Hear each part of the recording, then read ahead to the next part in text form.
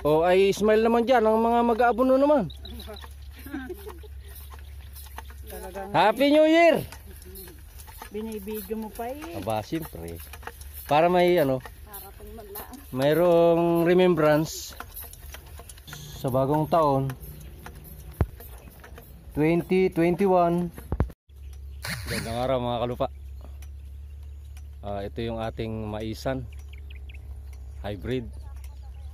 Nagpapaabono na tayo after 16 days kasi nagbagong taon kaya medyo naantala.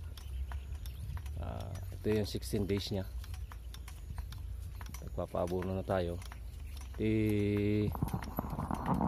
Ang tingin ko yung maganda yung sibol ng ating mais, kagaya na ipinakita ko noong nakaraan. At ipakikita ko sa inyo kung paano yung aktual na pag-aabono ng ating mga mag-aabono gamit ang kanilang Farmalite. Magandang araw mga kalupa. Ito nagpapaabono tayo. Ayan, gamit nila ang kanilang Farmalite. Up. Titik muna kaya ng konti dyan ang ating mga mag-aabono. Yun. Para naman makita. At yan po mga kalupa ang sistema ng pag-aabono natin gamit ang Farmalite. Ang bilis po, di ba? Dahil expert po sila dyan. Kaya sanay na sila sa paggamit ng Farmalite sa pag-aabono.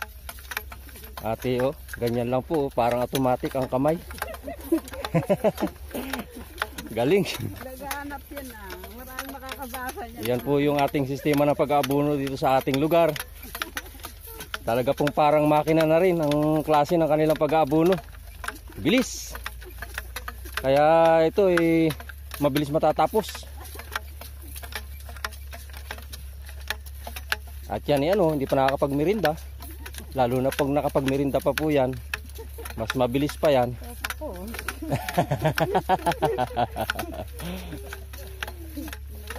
pero maganda yung tama ng ating bini, ano?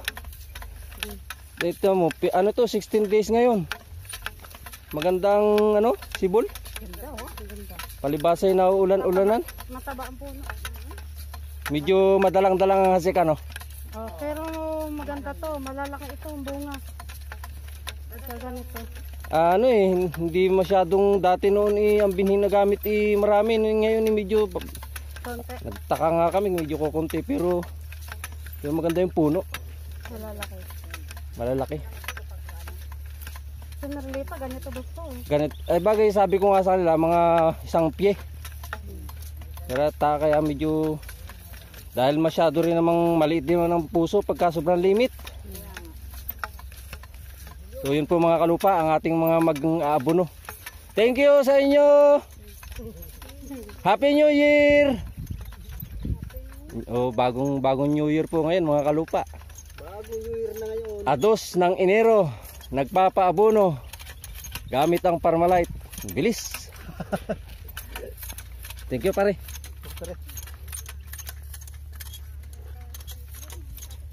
At ito mga kalupa ay obserbahan pa natin sa mga susunod pang mga araw yung talab ng ating abono at yung gagawin nating pagtatap dress sa ating inabunuhang ito.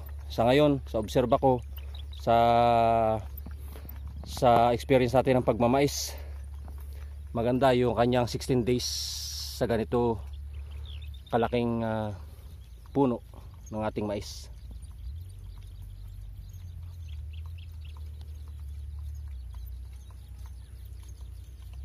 Hanggang sa susunod na may isang serye. Magandang araw.